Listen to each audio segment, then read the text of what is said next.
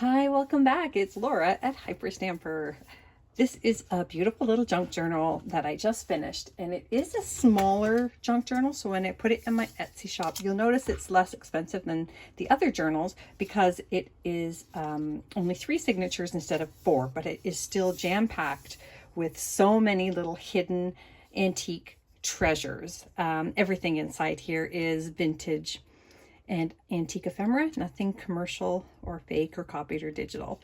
So this little sweetie is 5 inches by 7.5 inches, which is actually a pretty good size. And it's a book from the 1800s that had underneath this image that I put here is the image of a couple of boys fighting, which was a big thing for boys' books, especially in the 1800s, early 1900s. So I covered that up with this print from this book here, 1887 Chatterbox, and there was this lovely image of these hummingbirds here, and it was just exquisite. So I put that, it just fit perfectly, I couldn't believe it, inside the frame there. So the spine is beautiful, the back is beautiful, and I added my vintage beads. It's really sweet. So I'll take you on a quick journal before I put it up in my Etsy shop, hyperstamper.etsy.com. The original book plate is here. This was from a parish. It was 3rd prize for this young reader. And then that is the original first few pages here. Look at the good shape that this first page is in. You would think that is brand new and not, 140 years old. This is a vintage dictionary page here. And this is an antique postcard from, I believe, 1906. Beautiful. The Rocky Mountain there, one of them. And over here I've got this hand-typed, it was hand-typed in the early 1900s about an 1886 news article about Canada and America. And then this is a 1920s banknote. And in here is a little 1950s vintage miniature playing card, Queen of Hearts. Isn't that sweet? I love it. And then a children's book page from the 30s. And then this is another book plate from the 30s here. I turned into a pocket. And here is a lovely little antique page that I pulled from a book that you can journal on. I just love the color and the design on it. A nice antique paper here for journaling. And another one here. This is also an 1800s book page here.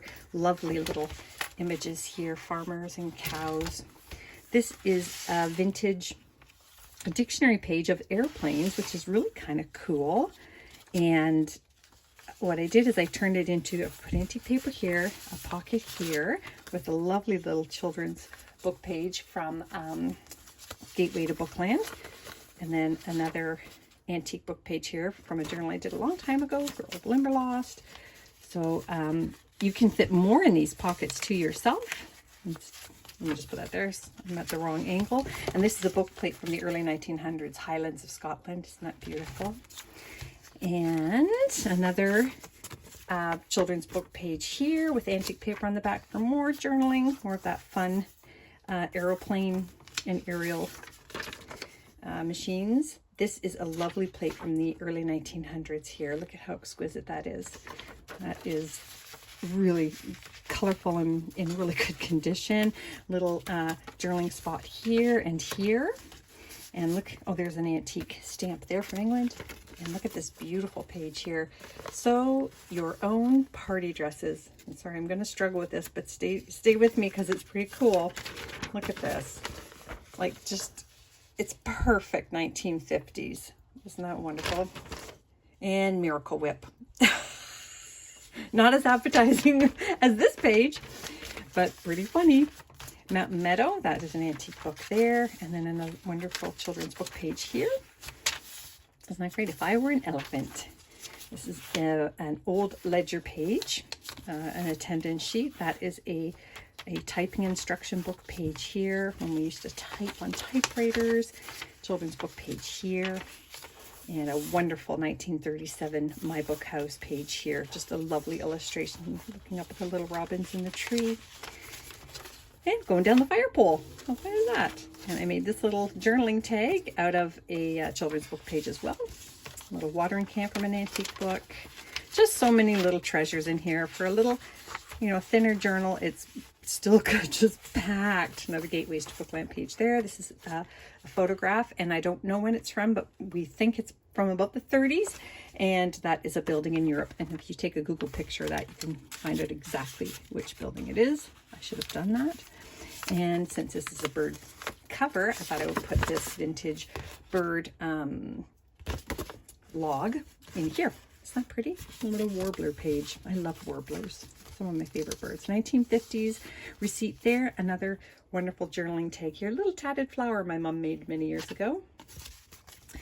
Put that back in here. Another wonderful little children's book page here. This is a fantastic plate. Look at this. Isn't that exquisite?